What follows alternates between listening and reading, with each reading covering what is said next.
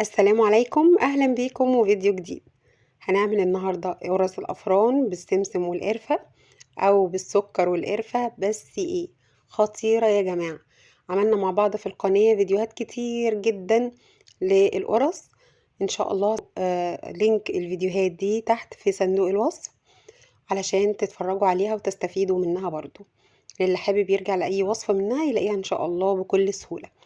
لكن كمان الوصفة دي هشة طرية لذيذة، مش مكلفة، ونس بقى في البيت. تعالوا بقى نسمي الله ونصلي ونسلم على سيدنا محمد ونبدأ على طول في مقاديرنا. عندنا كوباية من الحليب، وطبعا الحليب هيكون دافي علشان ينشط معانا الخميرة بسرعة. الجو برد ومحتاجين أكتر من حاجة نخلي بيها العجينة تخمر بسرعة.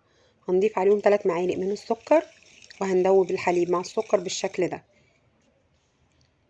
هنجيب بقى هنا أنا عندي دول حوالي 10 جرام من الخميرة البيرة، اللي هي الخميرة البلدي. ودي سهل نجيبها من أي فرن، نقوله مثلا عايزين ب10 جنيه، بتفضل معانا فترة كبيرة في الفريزر. بنقسمها من أول ما بنجيبها وبنشيلها في أكياس صغيرة أو في ورق فويل كده زي البونبوني، وندخلها الفريزر في علبة محكمة الغلق. نطلعها قبلها بشوية وبنبدأ نسيبها تفك كده وبتبقى معانا زي الفل. هنضيف كمان 3/4 كوباية من الزيت على السمنة. حابين تخلوها سمنة بس براحتكم، زيت بس برضو براحتكم. وهنغطي كل المكونات دي مع بعض كده ونسيبها على جنب علشان الخميرة تبدأ تعلى معانا. بدور كده في ظرفة المطبخ، لقيت الدقيق اللي عندي ولا هو نص كيلو ولا هو كيلو. المهم قسته كده بالكوباية العادية بتاعة الشاي اللي موجودة عندنا في كل بيت، طلعوا 6 كوبايات. قلت حلو، خير وبركة، نبدأ نعملهم على طول. ورشيت عليهم نص معلقة صغيرة من البيكنج باودر وربع معلقة صغيرة من الملح. البيكنج باودر مهم لأنه يكون عامل معانا محسن خبز طبيعي للقرص بتاعتنا. بعد كده هنبدأ نضيف بقى الخميرة باللبن بكل المكونات اللي احنا حضرناها مع بعض في الأول، وهنقلب بالشكل اللي احنا شايفينه ده، ونبدأ نعجنها على ايدينا حوالي 5 دقايق، وفي العجين حوالي 3 دقايق. هنبدأ بقى نلم كل المكونات كده على بعضها ونعجنها. الوقت ده طبعا بنبدأ نضيف المية بالتدريج. ال6 كوبايات دقيق خدوا معايا تقريبا كوباية ونص من المية، مع كوباية الحليب اللي في الأول طبعا. كوباية المية، نسبة المية يا جماعة نسبية، ما ينفعش نقول خدت كمية قد ايه، لان انا الدقيق اللي بستخدمه غير اللي حضراتكم ممكن تستخدموه. فاحنا نحط المية بالتدريج لحد العجينة ما تلم معانا بالشكل اللي احنا شايفينه ده. والمية طبعا هتكون دافية. العجينة جهزت معانا زي ما انتوا شايفين كده، ومش بتلزق، مش عايزينها تكون بتلزق، هي ان شاء الله تطلع طرية من غير اي حاجة. هنغطيها بقى ونسيبها ترتاح تقريبا ربع ساعة. في الوقت ده بقى لما العجينة ترتاح نبدأ نحضر الحشوة. عندي دول حوالي 4 5 معالق كده من السكر، عليهم معلقة من الدقيق.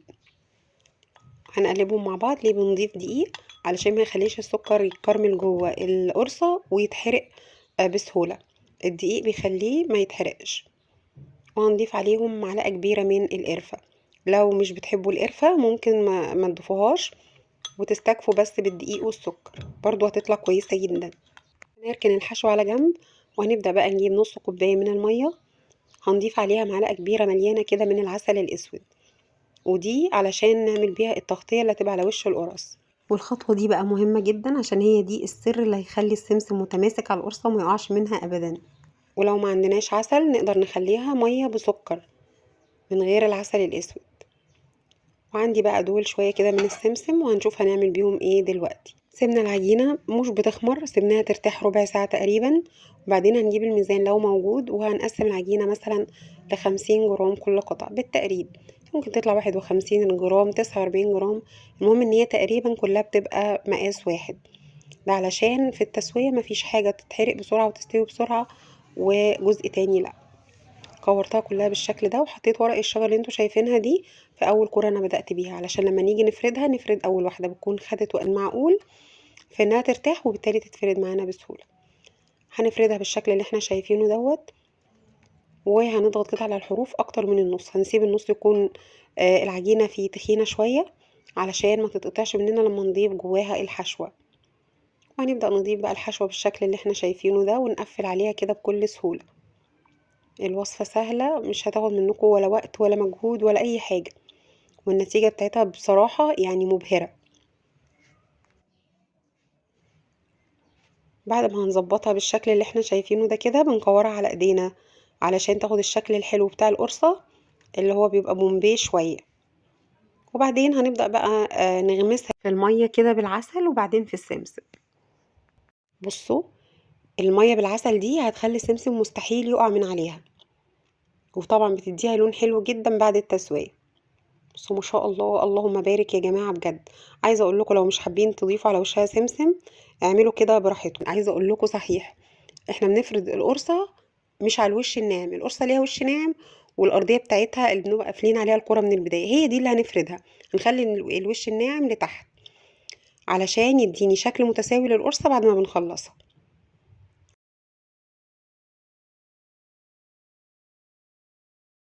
وبرضو بنقفل كده على الحشوة بكل سهولة. اعتقد كده ان شاء الله ان الطريقة واضحة للكل.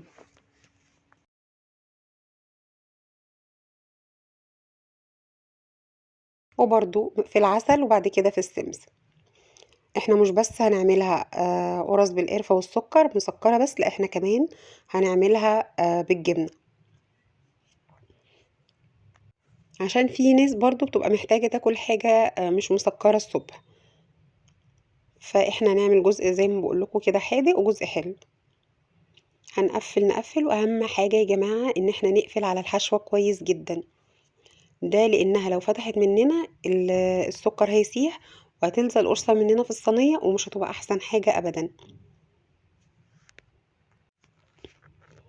القرص دي بنسويها في الرف اللي في النص على الشبكة في الرف اللي في النص على درجة حرارة 200. ما بتاخدش تقريبا 15 دقيقة ل20 دقيقة بالكتير كامل التسوية بتاعتها. ما نغيبش على المعجنات في الفرن ابدا علشان كمان ما تنشفش معانا. وهقول لكم على تريكة كويسة قوي واحنا بنسويها تخليها دايما طرية.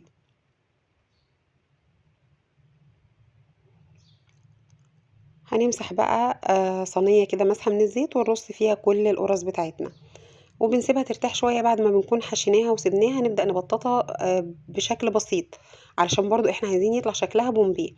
وليه ما نسيبهاش كده وهي بومبي وحلوة كده من البداية؟ لانها كده هتطلع مرتفعة جدا ومليانة قوي عجين من جوه. لازم نضغط عليها ضغطة خفيفة كده نبططها خفيف وبعدين نسيبها تخمر نص ساعة كمان. مليت صينية ما شاء الله اللهم بارك بحشوة القرفة والسكر.